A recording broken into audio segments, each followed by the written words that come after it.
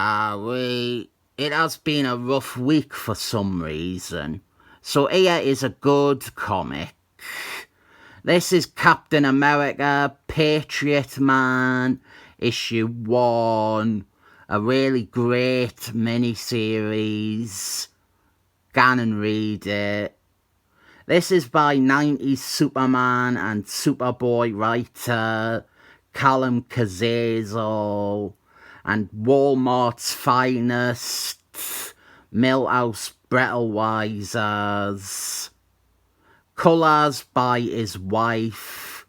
Worth pointing that out because the colours are a big part of the look here. We have this cover, and I should explain the idea of this series first. It is fleshing out the history of the World War II hero, Patriot Man, who replaced Steve Rogers as Captain America after the latter disappeared.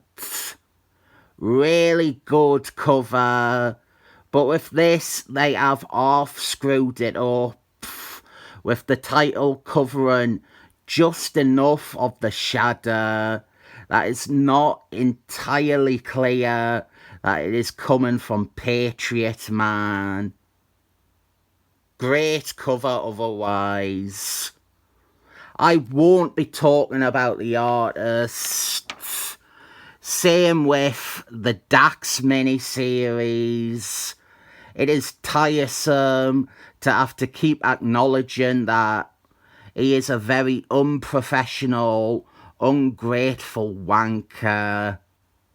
We start in 1941 and we get to see Captain America, Steve Rogers Captain America that is, fight some thugs on the docks.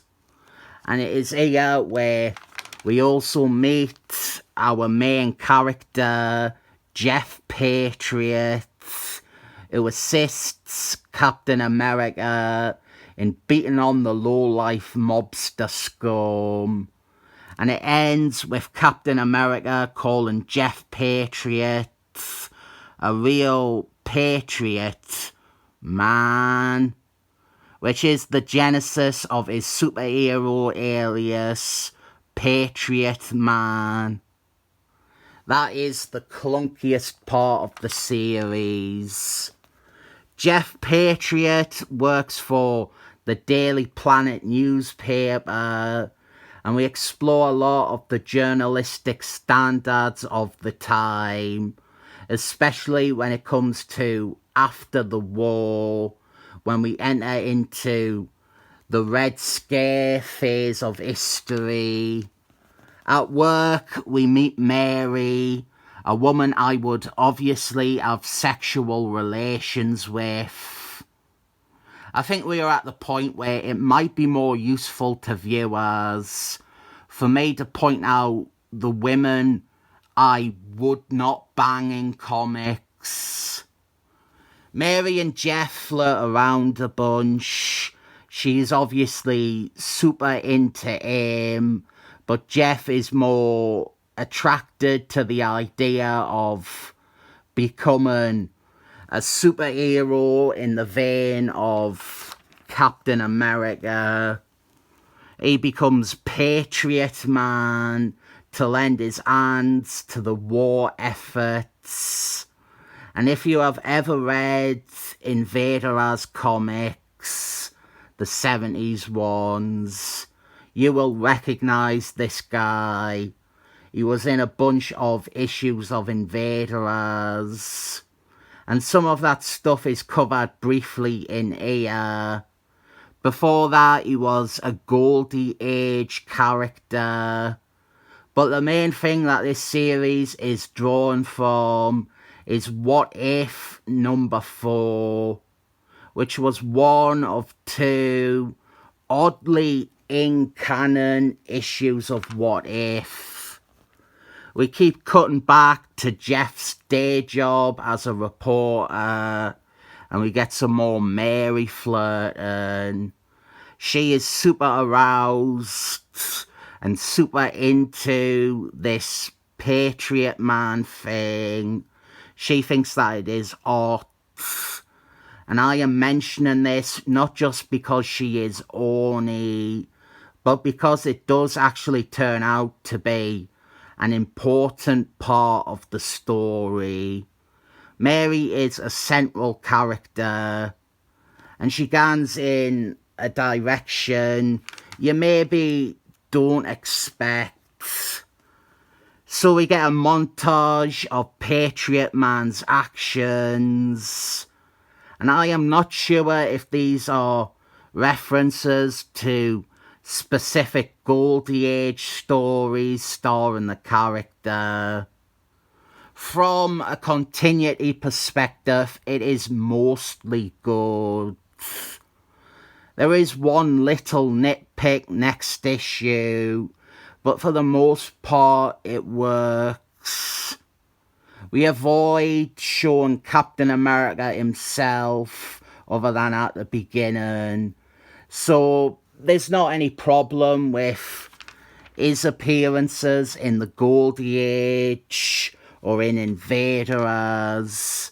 And most of that stuff is happening in the background until we get to this bit here where we have the debut of the Libertarian Legion. And I do remember there being something a bit off with this bit in terms of continuity, but this time I cannot find what it was. Nice to see Plastic Man again. And now Mary, she has gotten so horny, she wants to become Patriot Man's bona fide sidekick, Miss Patriot Man. And Jeff is a moron to toss up a chance to at least make love to Mary. Superheroes and superhero characters are not relatable because they turn down sure things like Mary. And Jeff, he turns her down really hard too. No, you cannot be my sidekick, and I didn't really feel about you the same way. At least give her a pity fuck. It is common decency to do so. Here, I think this is the bit I was talking about. There is something here that I couldn't find this time, but in the past I saw as a real red flag to continuity. The best that I can think of is that this is set in April 1945. And it is saying that the last batch of Invaders issues are about to happen. But it is possible that Captain America and Bucky Man had already gone missing in action. I'm not sure. I didn't really care for giving actual dates to stories or saying 6 issues of Invaders are meant to happen in the space of a few days. After this, we skip a few more months and Jeff Patriot is being interrogated by the FBI for his involvement in an Invaders mission, and it is here where we get him retelling the story from What If issue 4, the sequence of events that led to him replacing Captain America. The Invaders were fighting robots, and Patriot Man was there to help. And he saw Captain America had been killed. Unbeknownst to Jeff, it wasn't Steve Rogers. Steve Rogers had gone missing by this point, and another hero was brought in to replace him as Captain America without the public knowing. He obviously didn't last long, and he died here, with Jeff putting on the costume to finish the mission himself. So we have this debriefing with the FBI, and they are debating what to do with Jeff. And pay attention to the female agent, because she will be his love interest. And yeah, Patriot, man, he finds it to be his duty to continue the legacy of Captain America. Really good issue. You can read this without the rest even. It gives you a crash course on Patriot Man and what led to him becoming Captain America.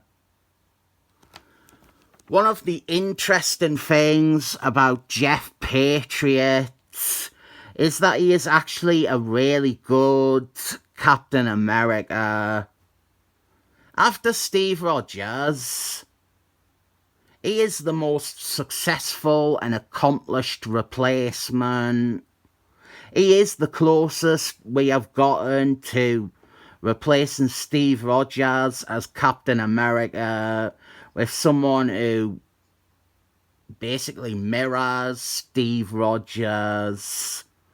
I strongly recommend this miniseries. Until that Jeremy Ordinary Seaman comic a few years ago, this was my go-to pick for the last brilliant thing Marvel published.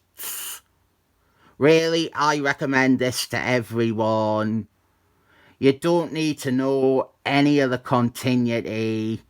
It's just a very good story and a retelling of this often overlooked character from history. 7 thumbs up.